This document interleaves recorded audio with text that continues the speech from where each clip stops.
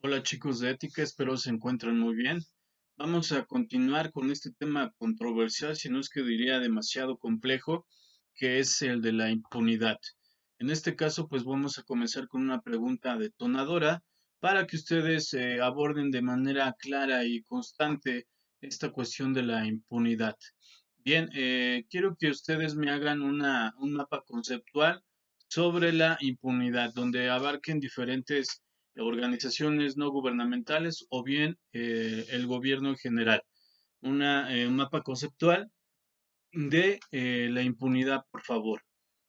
Bien, entonces, en el siguiente análisis completo del fenómeno de la impunidad o del tratamiento que se le ha dado al tema en el seno de la Organización de las Naciones Unidas, es algo interesante que la Organización de las Naciones Unidas, pues de alguna manera aborde esta cuestión, esta problemática de la impunidad. Por el contrario, pues, se tratan algunos aspectos del problema poniendo énfasis en el papel jugado por ciertos actores en la evolución de su tratamiento jurídico y político. Pues se destacan los importantes avances de las últimas 2 décadas, así como los obstáculos que han pautado en la ONU, es decir, la búsqueda de la verdad, ajá, y la justicia como forma de protección de los derechos humanos.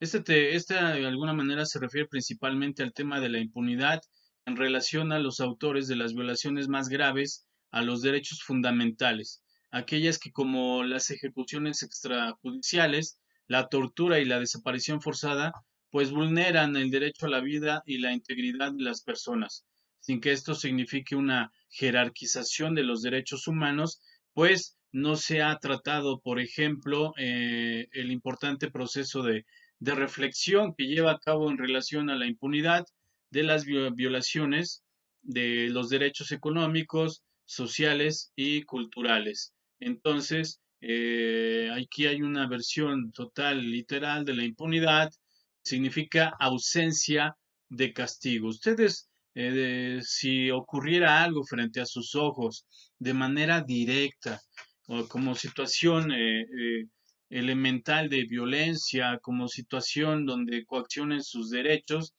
no les pregunto qué harían. Aquí la pregunta a ustedes, ¿de qué manera castigarían subjetivamente a los responsables? ¿Qué juicio emitirían ustedes? ¿Qué pena ustedes les señalarían metafóricamente al individuo a castigar? Esto es algo complejo, ya que, pues, ante la existencia de una violación de los derechos humanos, el sistema judicial penal diseñado para llevar a juicio y castigar a los responsables, pues se encuentra ausente o no entra en funcionamiento. Esto, pues, si bien ha pasado en distintos países y cuando esto ocurre, la noción misma de justicia, sustento esencial de la convivencia democrática, que eso es importante, no se les olvide, por favor, se ve profundamente distorsionada. Los responsables de tales violaciones, al constatar que pueden violar la ley impunemente, pues de alguna manera existe ese ejercicio natural y normal ya en esos maleantes, en ese tipo de gente irresponsable. Y pues de alguna manera, pues distorsiona esta convivencia democrática que se ve profundamente dañada, ¿no? Los responsables de las violaciones, al constatar que pueden violar la ley impunemente, pues encuentran aliento para seguir cometiendo distintos tipos de crímenes, ¿no? Eso pues socava la doctrina del Estado o de derecho que presume que nadie, incluyendo a los funcionarios y los gobernantes, se encuentra por encima de la ley. En el caso de las violaciones a los derechos humanos, el concepto de impunidad comprende al menos otras 3 dimensiones, totalmente diferentes, pero estrechamente relacionadas con la ausencia de justicia. Ustedes ya saben de qué trata la justicia. La justicia se equipara, si podemos decir filosóficamente, a esta cuestión epistémica que descansa en el alma, ¿no? Esta justicia está inclinadamente a la bondad, a lo bueno y estéticamente pues a lo bello.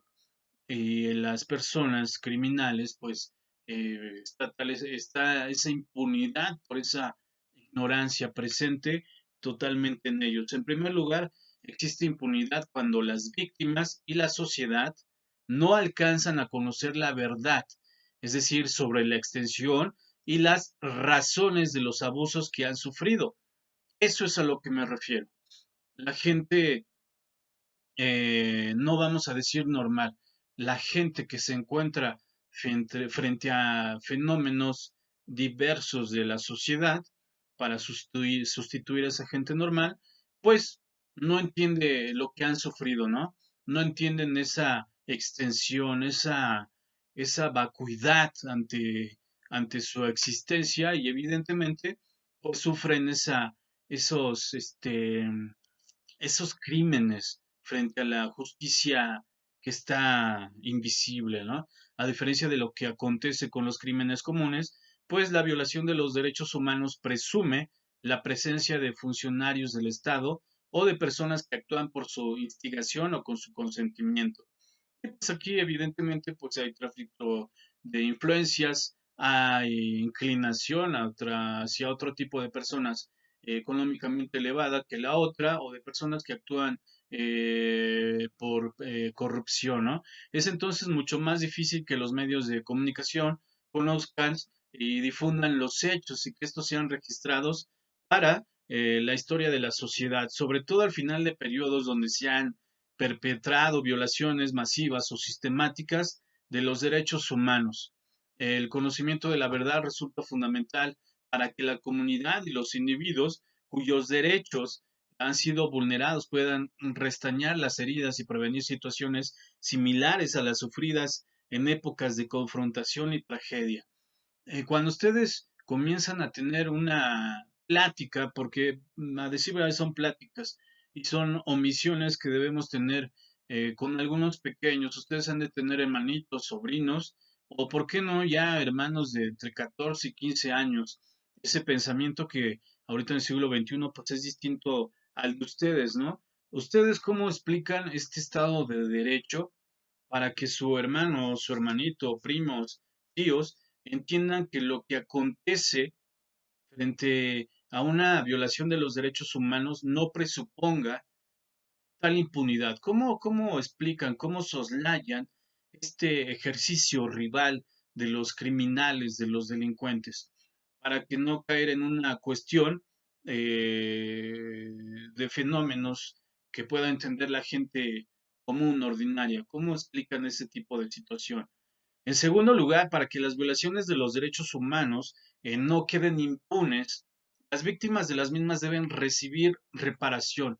Esto supone, pues, que los afectados deben poder hacerse acreedores a partidas de compensación económica por los daños sufridos y a beneficiarse de medidas de rehabilitación que les permitan sobrellevar las secuelas tanto físicas como psicológicas por los abusos pues padecidos. También deben hacerse todos los esfuerzos para restablecer la situación existente, pues antes de la comisión de los abusos, si esto fuera posible.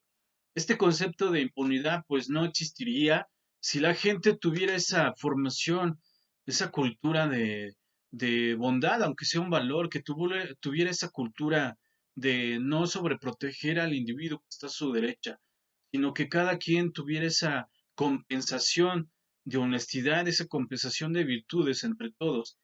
Este concepto no debería de existir si hubiera un fuerte lazo entre toda la sociedad. Y hay sociedades en distintos países que llevan esta cuestión. Y finalmente, para acabar con la impunidad, deben tomarse todas las medidas de prevención para que no se repitan las violaciones de los derechos humanos. ¿Qué significa esto? Pues, entre otras cosas, que se ha de construir y hacer respetar el andamiaje legal y las garantías que amparen a los individuos. Eso es, de hecho, cuando se encuentran, por ejemplo, en condiciones de detención y que los gobiernos deban anunciar públicamente su más completa oposición a las violaciones de los derechos humanos, así como su disposición a castigarlos. Requiero la actividad, mapa conceptual de la impunidad. Muchas gracias.